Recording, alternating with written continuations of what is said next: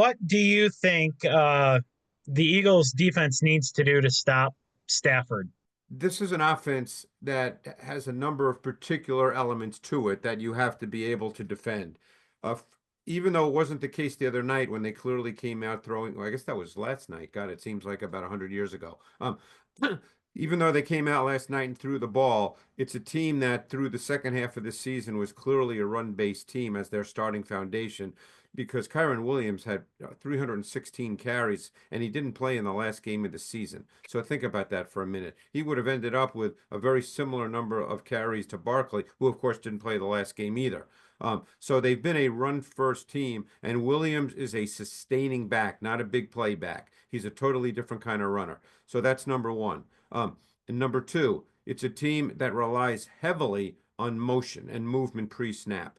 That is a true foundation of what they do. They're top three in the league in terms of pre-snap movement, shifts, and motions.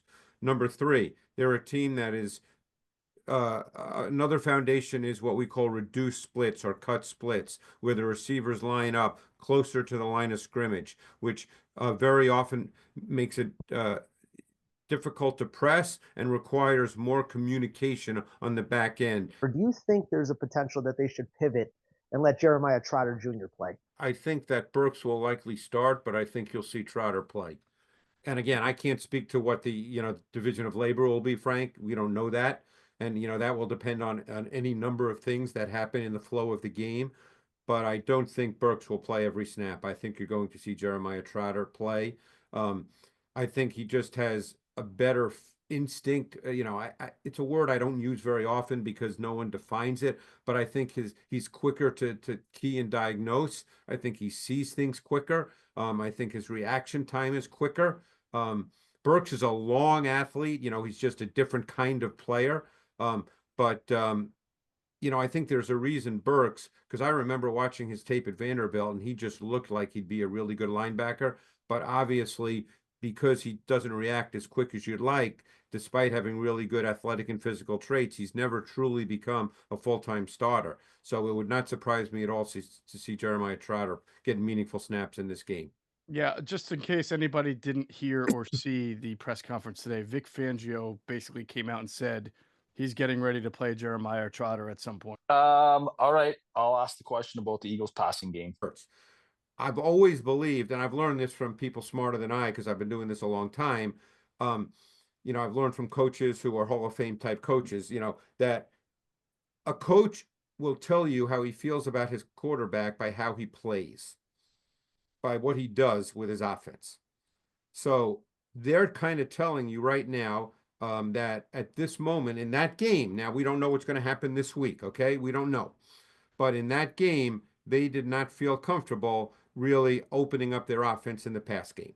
They didn't want to do that.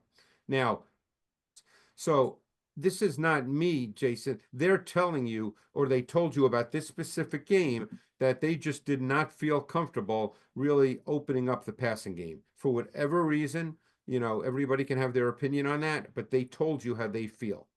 So it's really interesting you said the way you said that, Greg, and how you keep saying one game or for this game, because the one thing that's been enigmatic about the whole pass offense this year is that we've sort of bemoaned it at times, and then there have been games where they've come out, whether it's Pittsburgh, even the first game against Green Bay. Right.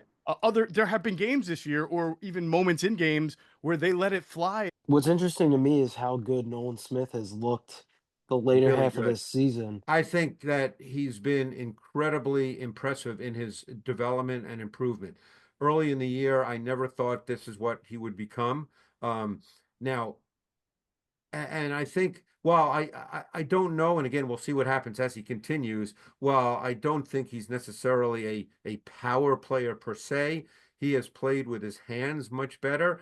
He's kept his feet, the separation with his legs, so he can play off blocks. He's played with outstanding quickness. I think that he's a really savvy player. I think he sees things and understands what to do really, really well, and he shows up every single week. So my question is, was it love, not executing and not going the right places, or was it the defense? The one that was really surprising was the Bond interception. I mean, That was that was also cover 4 behind a 4-man D-line pass rush.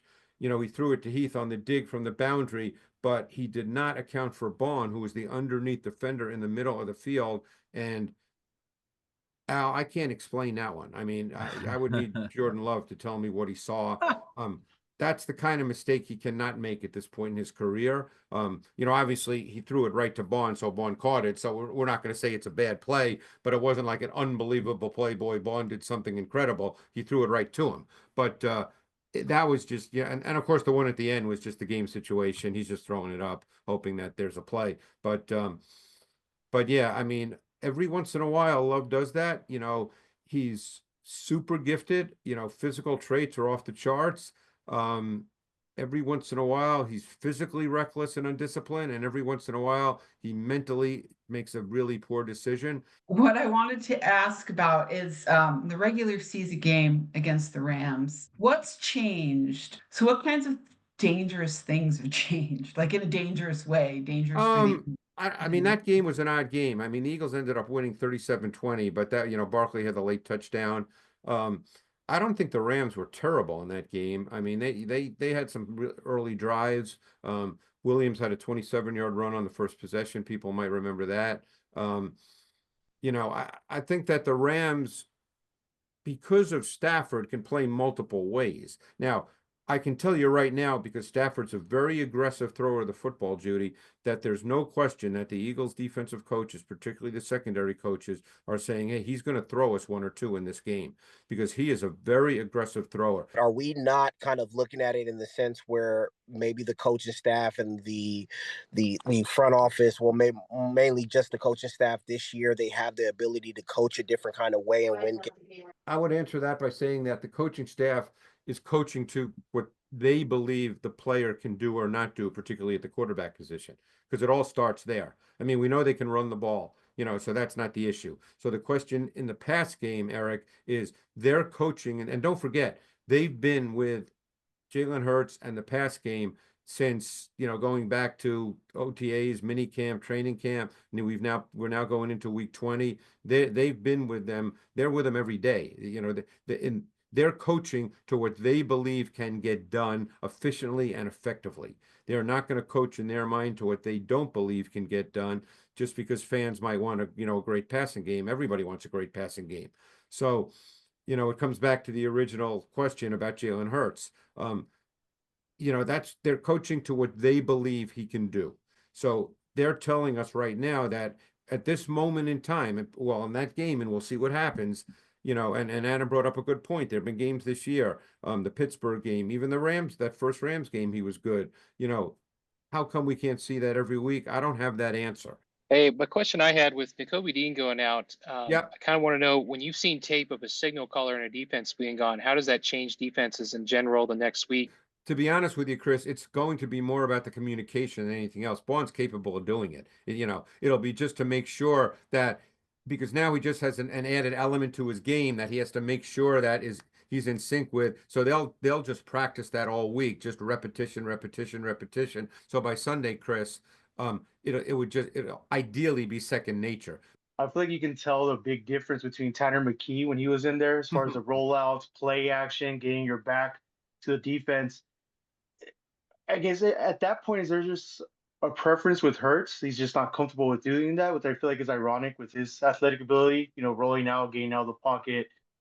I'm sure everybody saw, and this is not to say Tanner Mcke should be the starter or that Tanner McKee's on his way to being a great player. We have, you know, who knows what Tanner McKee's future is. Yeah. But the point is I think we all saw when Tanner Mcke played, and it doesn't matter who he was playing against. I'm talking about stylistically how he played. Okay. We all saw that for the most part, you know, and he missed a few that he should have made with poor ball placement, no question. But we all saw stylistically that he hit his back foot and the ball came out, right? Wouldn't everybody pretty much agree that that's the way Tanner Mcke, you know, that's the way Tanner McKee's always played, because Tanner Mcke did not have the athletic ability to run around. I wanted to get your thoughts on Milton Williams, because I thought he played a great game on Sunday. So Milton Williams, I mean, first possession, 3rd and 8, you know, it showed up right away. He drove back Jenkins into the pocket with what I call short stroke power, followed by an arm over move. and that forced Love out of the pocket into a incompletion. Yeah, I thought he played. He does this every single week, Eddie. I mean, he's just a really, really good football player. I'm so anxious to see what the future holds for him. Whether I would love to see the Eagles re-sign him.